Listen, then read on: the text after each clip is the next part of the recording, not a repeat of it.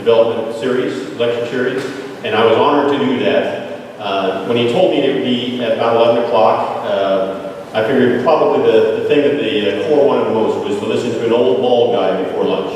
So, Colonel Benson, thank you for that opportunity. I have known a lot of great leaders in my time. 36 years, 30 in the military, and coming up on 6 years in my current position. I've had the opportunity to get to know some people with great capabilities, but I have not met a person who is more committed, who is more selfless, or more driven than your superintendent. Colonel Benson is a role model for me.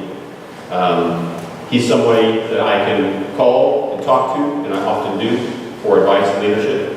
He is someone who sets the bar extremely high, and I know on the staff you probably see that, but that's where the bar needs to be for success. And so Colonel Benson, in my eyes, is a difference maker in this world. And this is a world that needs difference makers. So Colonel Benson, thank you for that. So who are the other difference makers here at Howe? We have the senior class includes several, but represented by your battalion commander, Cadet 2, who also serves, I understand, as the Alpha Company commander. Two significant roles, and your leadership and what you have given yourself by taking full advantage of what is offered at Howe has prepared you for your future, and your future is very bright. So congratulations to you, and thank you for your leadership. Then you have younger cadets. Cadet Gomez is an example, a rising star, someone who is packed with potential, and again, someone who recognizes what Howe has to offer and is taking advantage of that. Again, a representative, there are others out there for certain, but I just want to highlight those two. It's not that I know their names because I have had the opportunity to meet them, to see them pass by, but it's from talking to people who know them and recognize that leadership. So congratulations on taking full advantage of that. The Corps is filled with leaders. Each of you deciding and choosing what you are going to do, how you're going to live each day at Howe to make your life better. This is a great preparation area, and I'll talk a little bit more about the difficulties of the military school and the challenge that you face, and I recognize that. But for you to take advantage of it is very wise. I salute that. Not in the audience today, but out on a mower somewhere is Mr. Parrish.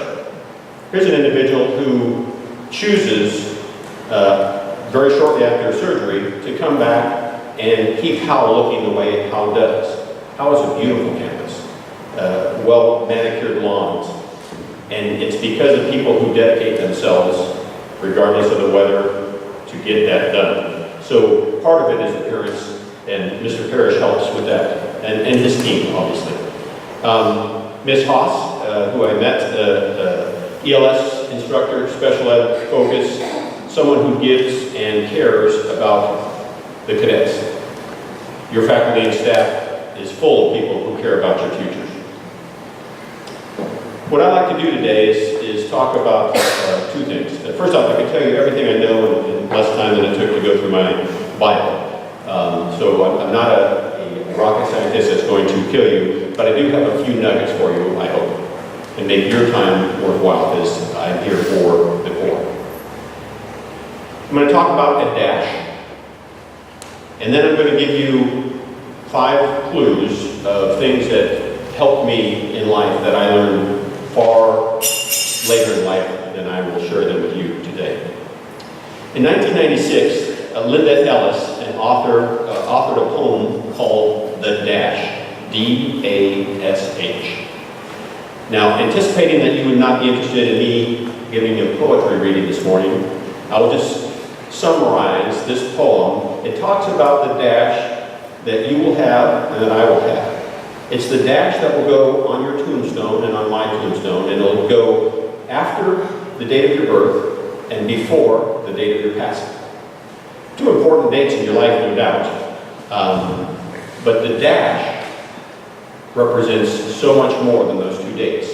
And each of us will have a dash, We don't know how long our dash will represent, but when our tombstone is etched and people come to visit it, they will not talk about the date that you were born. They will not talk about the date that you passed.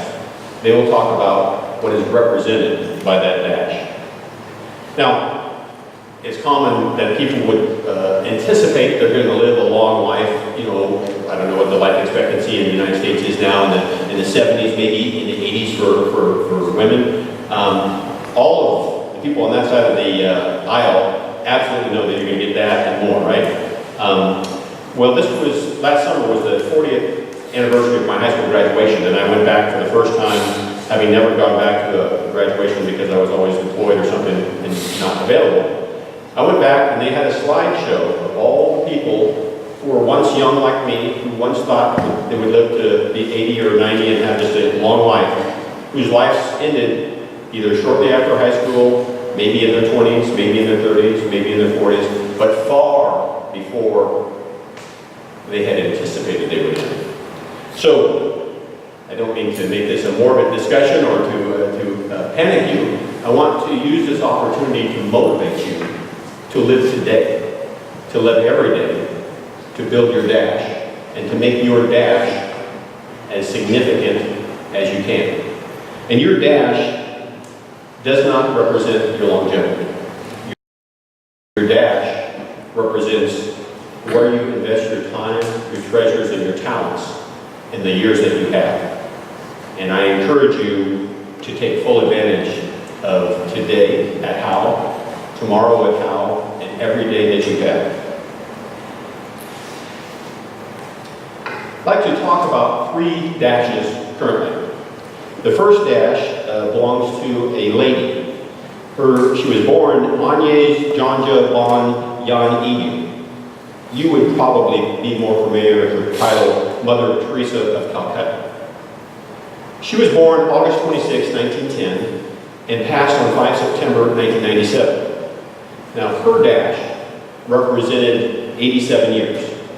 Pretty good ride. She got her life expectancy and some. She was born at the end of the Ottoman Empire in the Republic of Macedonia. When she was 9 years old, her father passed, leaving her mother and her sister to fend for themselves.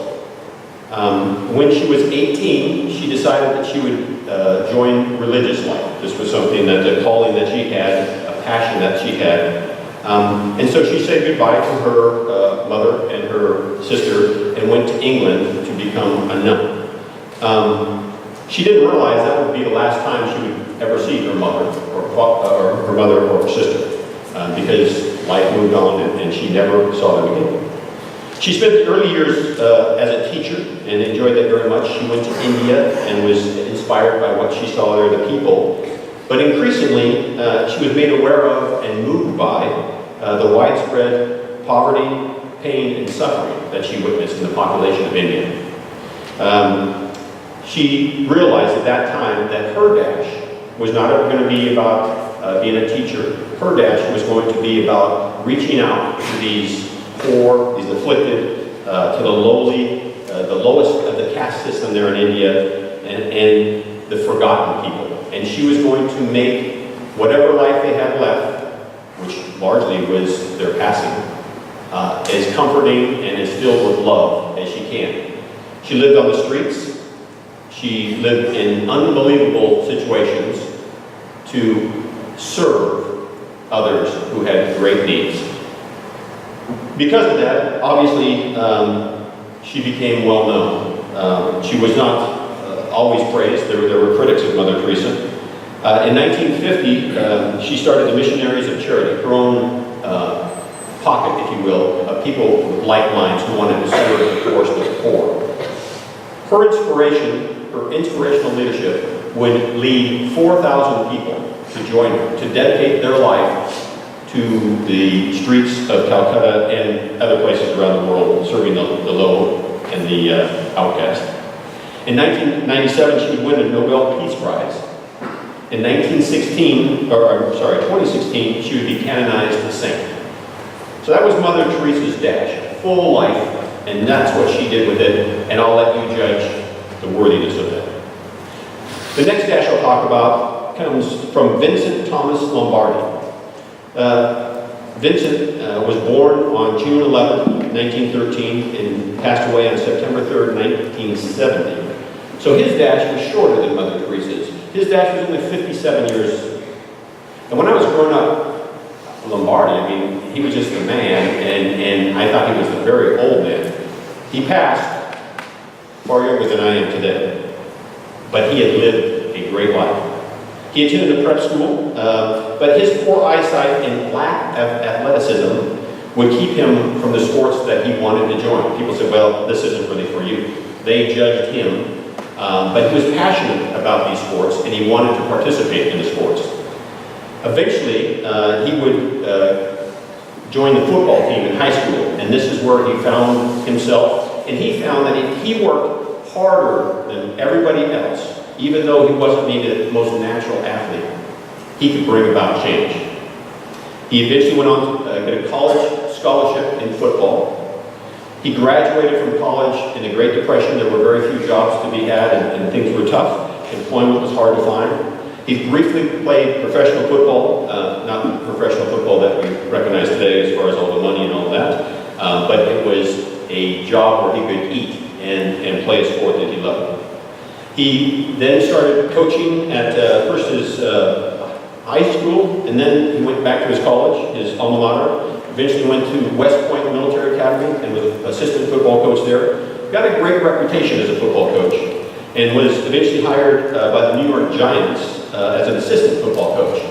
For the next 5 years, they had winning seasons, and a lot of those winning seasons were attributed to Vince Lombardi.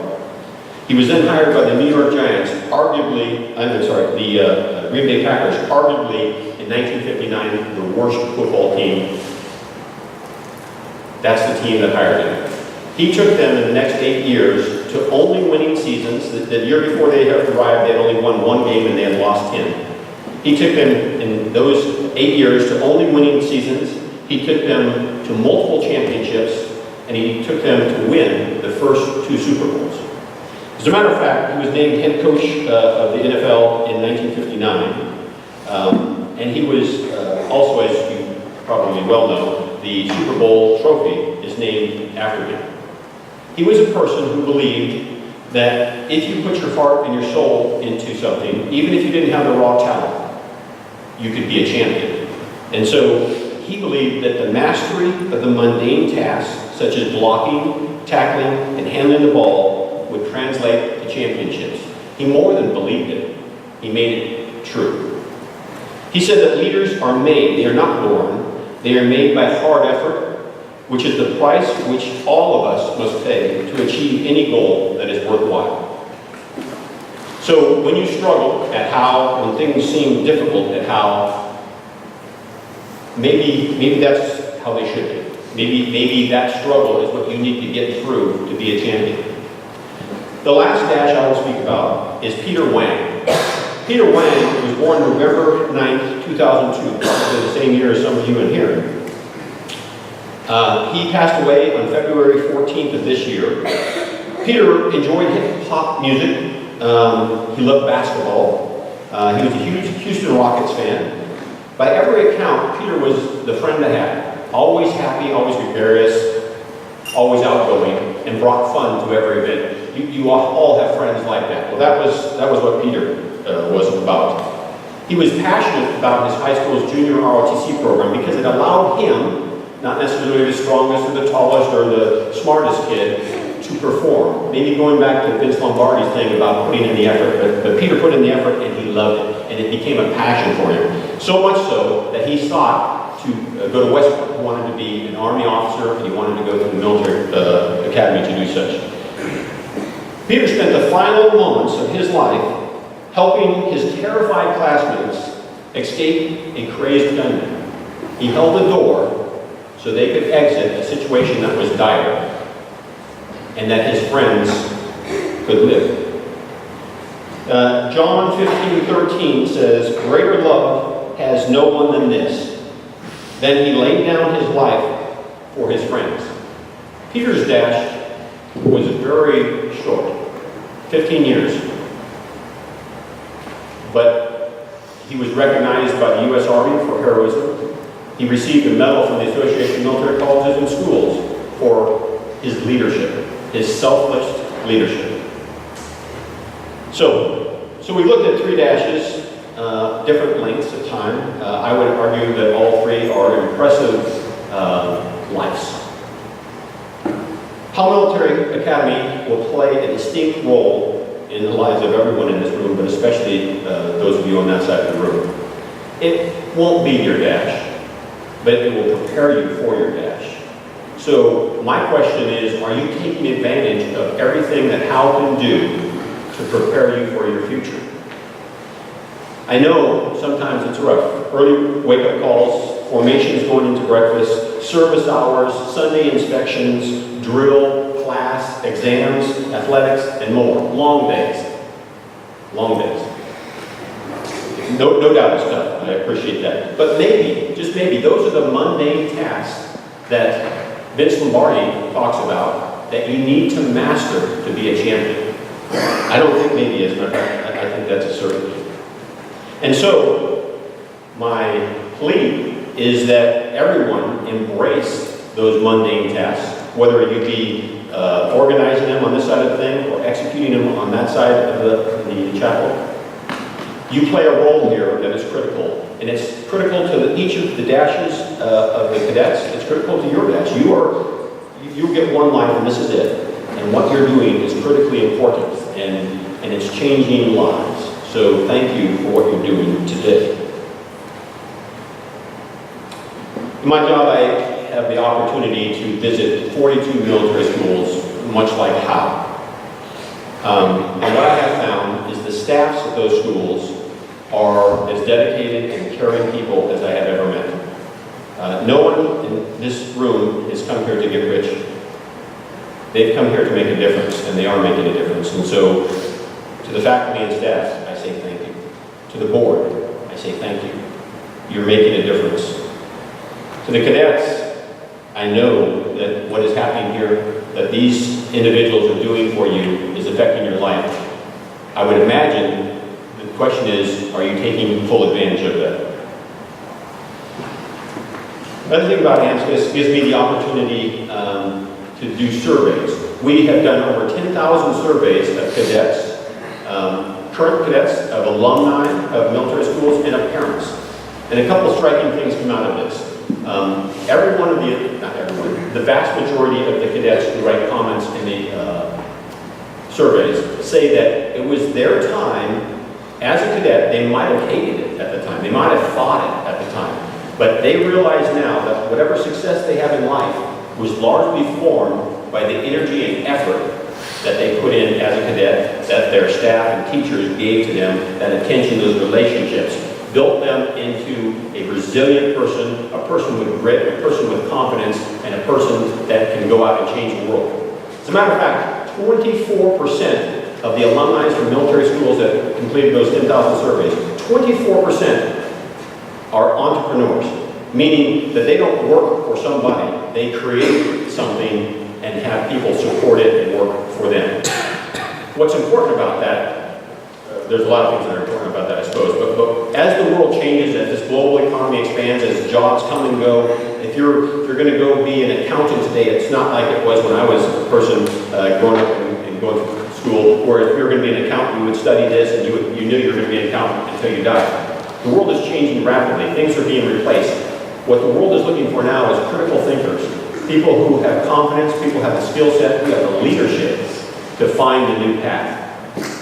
Those are some of the skills that Howe offers you. Are you taking full advantage of them? Okay, so let's go back to Mother Teresa. What would Mother Teresa tell you? Mother Teresa would say, I think she'd say she's very proud of her dash.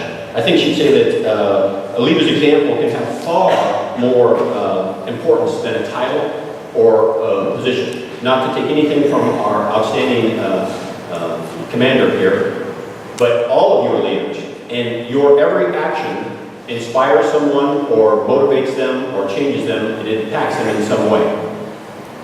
Are you taking full advantage of that? Mother Teresa would also say that the servant leadership is the most powerful and inspiring form of leadership. Some people think of leaders as the person who's got the fancy car, gets a park out front, and has the title on their desk. But my experience in 36 years of being around some great leaders is the best leaders are those who put themselves last. The best leaders are, when it's chow time, they're the last one in the line because they want to make sure that all of their people eat first.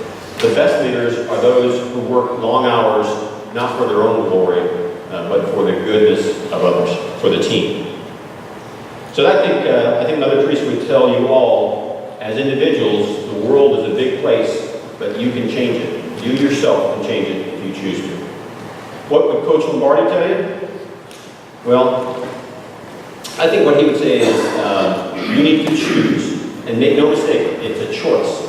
You're going to go through Sunday's inspection, I guarantee that. Whether you do it by tucking in your bed and just kind of leaning on the side that's not so good and calling that good enough, or taking time to make the bed or whatever proportion of the inspection is to the highest standards you can possibly do, and then next week do it even better. That takes inner strength, and that takes your core. You have to develop that core. And it builds resilience, it builds strength, and it builds confidence in you. And that's, I would argue, what your battalion commander has done in her time period to get to where she is now. She's off to great future college.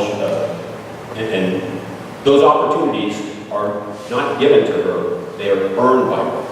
And earned by the things that she did to get where she is today. You all have that opportunity. But I encourage you to start today. Vince Lombardi would also say you need to master those fundamentals, and Howe offers you that opportunity. What would Cadet Lang say? Cadet Lang, I think, would say, well, I think first he'd say, I'm surprised that my batch is over. I think that he would say to love and respect your friends and your family, your colleagues and your teachers. You just don't know how long we're going to be here, so every day live it as though it's the only one that can be given. I think he would say that you need to embrace and enhance and celebrate life. His life was short, but the people that he touched, the people that he motivated, remember him and will remember him for years to come. And I think the last thing that he would say would be for you to be the example and to choose to be the leader who opens doors for others. And I mean that in the broadest sense. So those are my comments for you today. I'm going to give you 5 free life hacks. When I was in high school, I was a wrestler. I had no skill. I probably weighed 100 pounds soaking wet. And I was the easiest person on the mat to put on his back. Part of that was I had to get a physical every year. This is probably the first time, I didn't grow up with a lot of doctor's care, I suppose, but probably the first time I saw a doctor was at a public high school in Denver, Colorado, because you had to have some sort of doctor sign off that you wouldn't die on the mat. And this doctor, his business was to have me turn my head and cough and things of this nature. But at the end of the exam, he turned to me and he says, you know what you need to do? And I said, no, I don't know what I need to do. And he said, you need to put your shoulders back. You need to walk with your head up, and you need to look at people when you walk down the hallway. Now, when I heard a doctor tell me that, it had nothing to do with scoliosis or anything else. He was taking time, like I'm sure your staff and faculty take time, to say, you can be better today. You can show the confidence that will inspire others. Now, that's 44 years ago that gentleman whose dash is over told me that. And so I thought about that a lot through life, and it gave me confidence. I walked a little bit taller.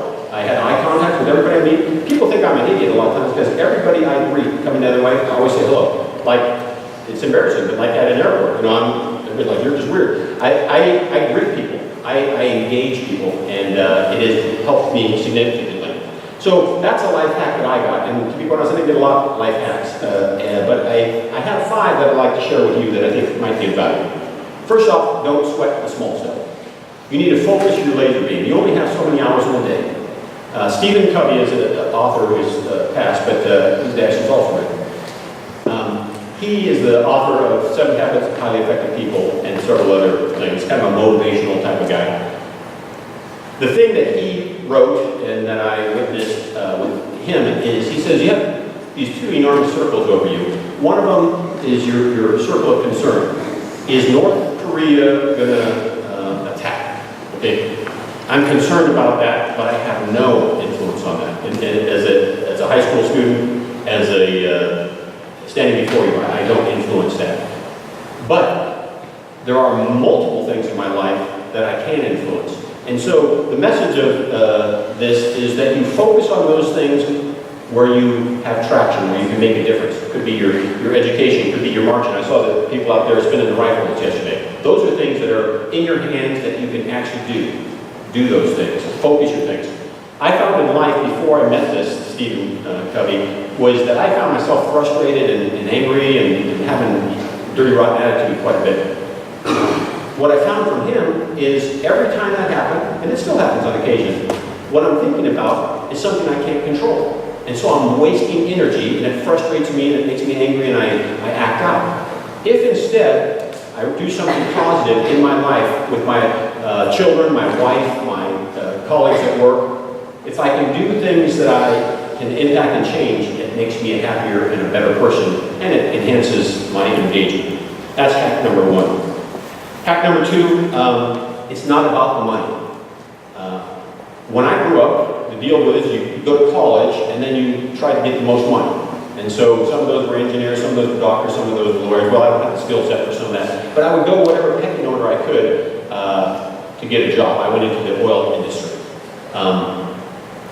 What I found over time, and what I'm telling you now to at least think about, and you won't believe it, but just at least think about it, is instead of doing it that way, find something that you're passionate about. Maybe it's helping others, maybe it's coaching football, maybe it's being a person who inspires others. Find something that you are passionate about and apply your occupation to that. Money will follow. You will be able to eat, you will be able to drive a car, and you will be able to live well. But you'll so much more enjoy life if you're doing something you love, as opposed to earning 10 times as much doing something you hate. So when you have a chance, and you're in that area right now, deciding what you want to do with your life, in your life, think about what you love to do. Follow your heart, follow your passion. My third life hack is live within your means. So many people go out, especially today, and get into college debt.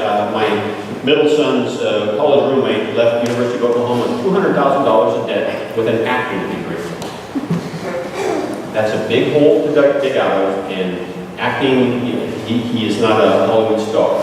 And so he's working in off Broadway plays on a dirt road somewhere to try and dig out of that. So what? I have a brother, I'm the youngest of 7 kids. My oldest brother, Lou, he hated work every day. He hated it. And every day was drudgery for him. He really hated Sundays because that just meant it was going to start again. I had a son named Samuel. You put him in any room, he's going to look for a pony, or he finds goodness in whatever, and you just can't bring him down because he's inspired by doing stuff that he loves, back to that passion. But Lou, my oldest brother, doesn't have the finances that he needs necessarily. He's now 75 years old, and he is where he is, but you can't change anything now. Samuel works. He worked for Teach for America initially, which is kind of like a Peace Corps for schools in the United States. And then after graduating from that, that program, then he went to work with Bread and Stones. It's an organization in Louisiana where you help churches set up food banks and clothing banks and things like that. That's where his passion is. And so, although he doesn't earn very much, because he lives within his means, he has great happiness. And there's nothing more pleasurable than to pick up the phone when you have children and to have your child be happy with what they're doing. So live within your means. And it used to, I think you maybe had to have a PhD to figure out how to live within your means. All these finances and all these crazy rules, and what's an IRA and what's a hedge fund and what is a stock, and it just didn't make any sense to me. I'm not here to plug anybody, but there's a gentleman called Dave Ramsey, and he's broken it down into 7 what he calls baby steps. Dave Ramsey, remember that name, just Google it sometime, and just got video after video, but it's just very simple steps that you can do. And his goal is to have you rich, no matter what age you start at, to have you rich and have a lot of money that you can then give away, because he says the greatest goal in life is not the acquisition of money, but the giving of money. And so, Dave Ramsey will tell you, regardless of what your age is, what you can do today so that you, later in life, can give away as much as you want. All right, my fourth hack. Attitude and effort will win every day. I guarantee I've never been the smartest person in the room, never been the strongest person in the room, never been the most talented person in the room. But through attitude, a positive attitude, a can-do attitude, and a yes sir attitude, I have been able to find a small amount of success that brings me and my family great joy. So, if you're the smartest person, if you're the strongest person, if you're the most skilled cadet in the Corps, good on you. You know, take full advantage of that. If you're not, try harder, and you'll find great joy. My last life hack is to acknowledge your blessings. Every day, acknowledge your blessings and share those blessings. You may not realize, you may not appreciate the gifts that you've been given, but trust me, you're abundantly blessed. And those people that I have found in my life that are the most happy, who enjoy life the most, are those who recognize the many blessings that they have. Don't focus on those things that are annoyances, especially those that you can't control. Focus on the joys of life. Your life is filled with joys. And more importantly than that, take that joy and give it to someone else. Here at Howe, every day somebody in the barracks area has got to be down. Why don't you go to that room and talk them up, help them out, build them up, and then the day that you have a bad day, they'll be there for you. So, my message to Howe: this is a great school. To the Corps, take full advantage of it. To the staff, faculty members, board members, cherish it, take care of it, help it grow. You're changing the world. Military schools are creating wonderful leaders of character. Our nation, our world needs leaders of character. Thank you very much.